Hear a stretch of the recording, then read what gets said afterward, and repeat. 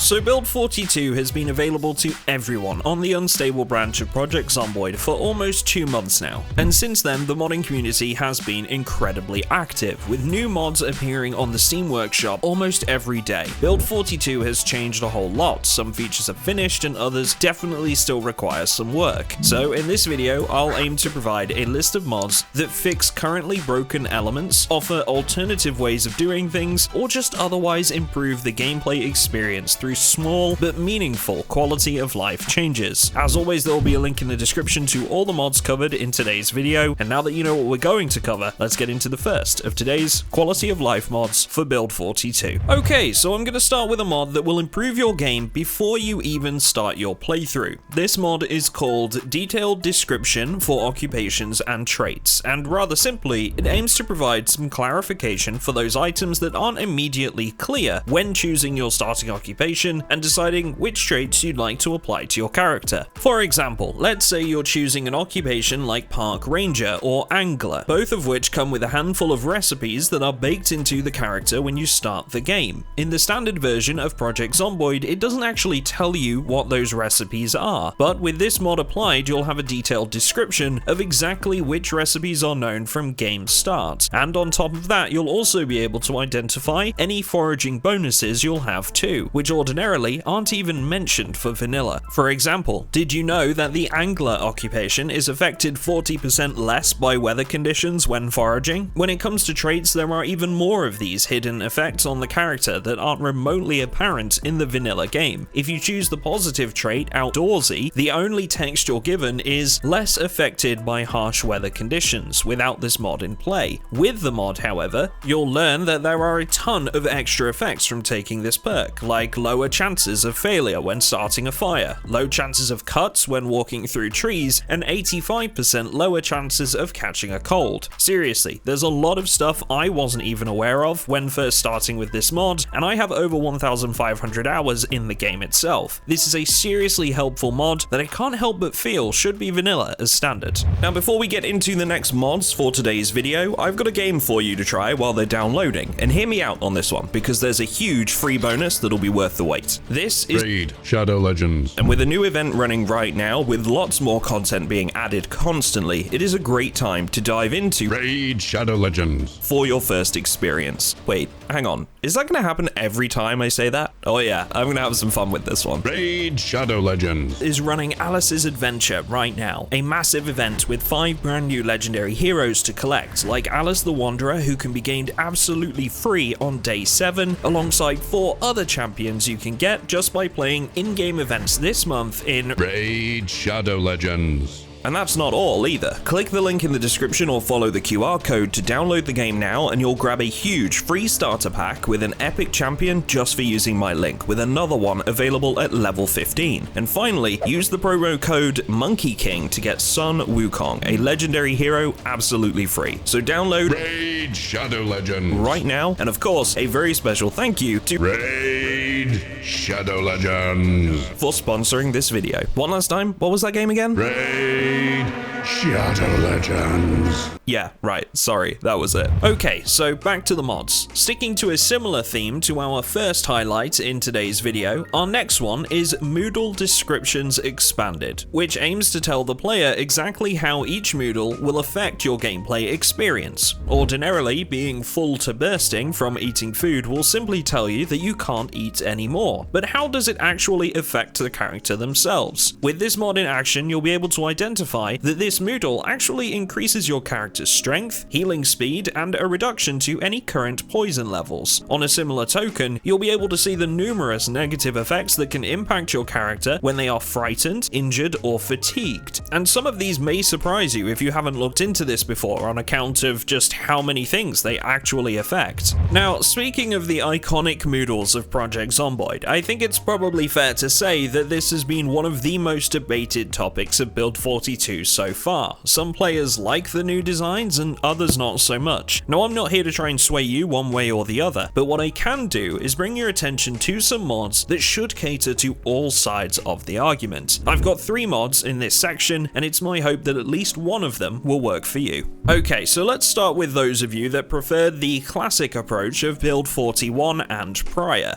For this, you'll want the mod Old Moodles Plus New, which aims to bring back the traditional pixelated designs of old. Not only has the modder brought back the previous designs, they've also taken the newly created conditions of build 42 that have Moodles attached to them and have hand-drawn their own renditions of them to suit the old style of the other ones. It's clear that a great amount of work has gone into this mod, and it's awesome to see the modding community's creativity expressed in a way that helps provide alternatives to what has become a controversial change. Okay, so let's say as an alternative, you like the Moodles that were brought in at the launch of build 42. Well, if that's the case, you might not have been such a fan of the recent patch dropped by the development team that has actually changed a few of those designs. If you fall under that category, you'll be pleased to know that within just a couple of days of this patch being dropped, the modding community once again came to the rescue with the mod B42 Launch Moodles. As the name would suggest, it rather simply reverts all of the Moodles that were changed in the recent update back to how they looked when build 42 was first launched. Alright, and that brings us to the last of the mods in this segment that change the way the Moodles look. We've looked at something for those of you pining for the days of old, something for the folks out there that preferred build 42's initial launch rendition, but what if you're looking for something to try that's entirely new, or you're just neutral on the whole thing? Well, I certainly haven't forgot you, and for that I'd like to suggest the mod DevCat's Moodles. This is an entirely custom-made mod that completely redesigns the Moodles of Project Zomboid and offers a new appearance to every single one. The quality of this mod is top-notch, the designs are fresh, it's a unique style, and is definitely one to consider if you're looking for a nice surface level change to your UI elements. Now, we're not quite done with all things user interface just yet though. We're taking a look at the handheld map with this next one. If you're a bit like me and you like to mark everything on your map so that you can remember exactly where you've been, what's been looted already, and where hotspots of zombie activity are, you probably use your fair share of map markers, and there are definitely some situations where you just can't find the right marker for the job. If this sounds familiar, you could try the mod Map Symbols Plus, which adds a handful of designs for extra animals, vehicles, locations, and much more. The nice thing about this one is that there are actually 2 different mods to choose from, one that provides a hand-drawn approach, and one that uses a cleaner stencil appearance. Oh, and really quickly before I move on, if I could make an additional suggestion here, download the mod Map Symbols Size Slider too. It's one that I've covered in previous videos, but will essentially just give you the option to change the size of any map markers you place, which is a very welcome addition. Now, one of the largest features to come to build 42 was the crafting and building menus, and while it marks the start of a much expanded crafting experience that aims to provide more options for long-term survival, many players have found the new system overwhelming and are missing the old approach of crafting through the right-click menu. Not all of the currently available crafting recipes are shown via this method in vanilla, so if you too are reluctant to change to the new method, the mod's Context Craft menu and Context Menu Building may be worth a try. Whether you're looking to build your own safe house from scratch or you're hoping to become the ultimate post-apocalypse blacksmith, these mods make it all possible through the right-click menu. We might have to adapt and change eventually, but what's one more week of right-click crafting, right?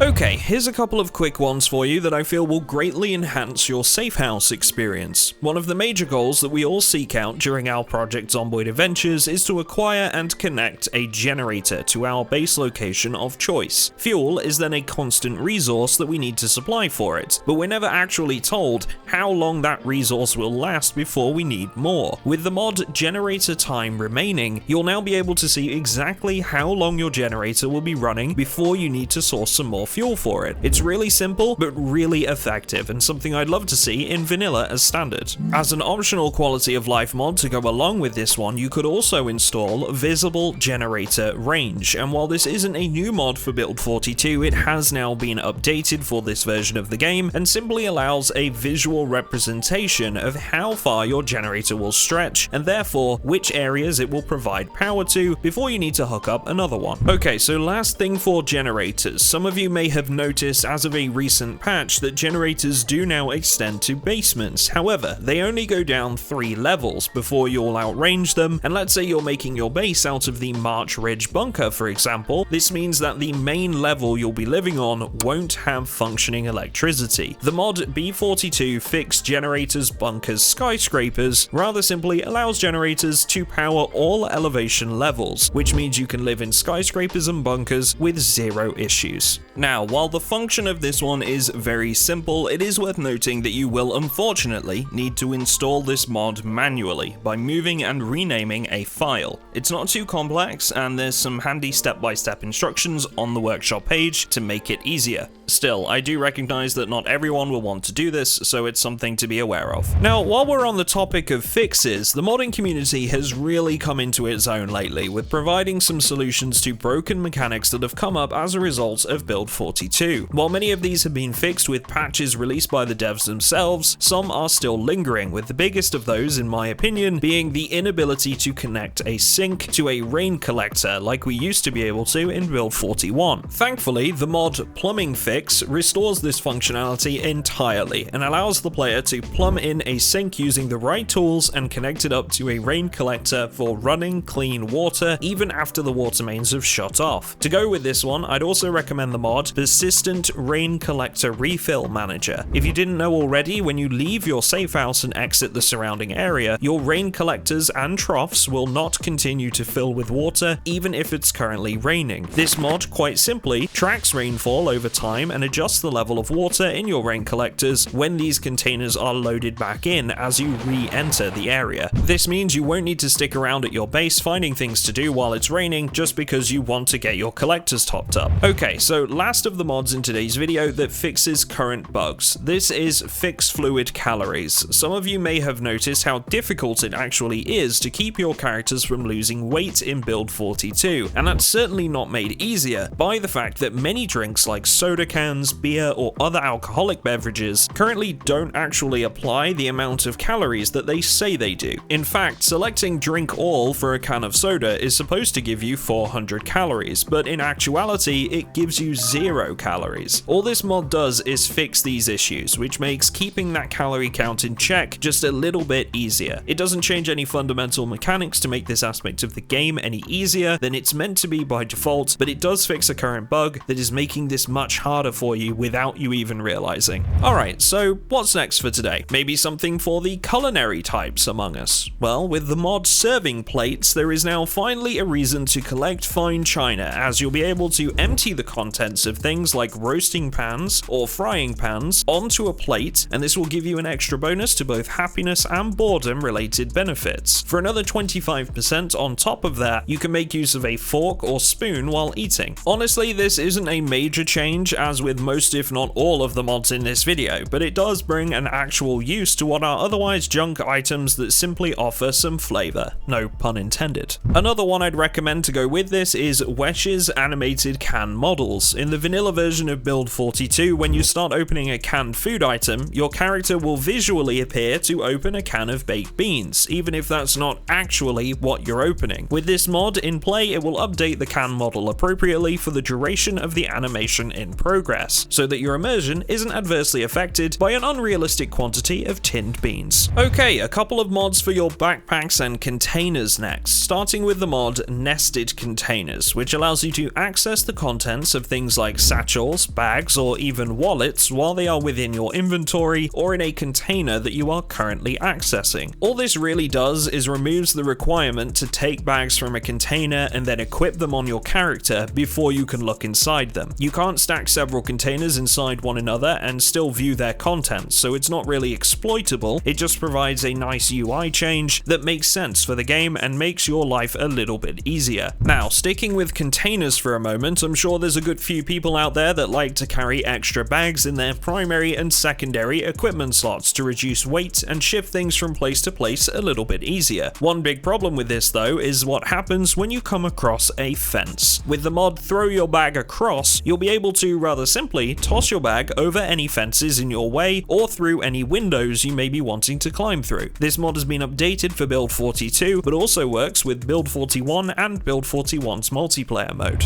Now, if I were to ask you the question, what's one thing that doesn't work in Project Zomboid that you wish did? There's probably going to be a good few things on that list when you actually get started, but I'd be willing to bet that functioning ladders are pretty high on that list for many of you. It's something that has never really worked in Project Zomboid and has maybe even got one of your characters killed in the past. Thankfully, the mod Ladders is here to help and makes all of those previously non-functional ladders around the map entirely climbable. I know this one technically could be considered a feature addition rather than a quality of life mod, but I mean, come on, ladders are there, you sort of expect them to work, right? You can build your own wooden or steel ladders with this mod in play and even make use of the fireman poles that can be found in various fire departments around Nox country. Next on today's list of mods is Alarm Syndrome, which is one that I think a lot of players will be very thankful for once they have it. Now, one of the best ways to level your electrical skill in the early stages is to collect electronics to dismantle, and the most common of those items by far are the digital watches you'll find on zombies. When you're collecting them en masse, however, it can be incredibly easy not to notice that one of them has an alarm set already, which can make for a really frustrating experience when you're then forced to go through the entire list of watches you've collected in your inventory just to work out which one of the damn things is beeping at you.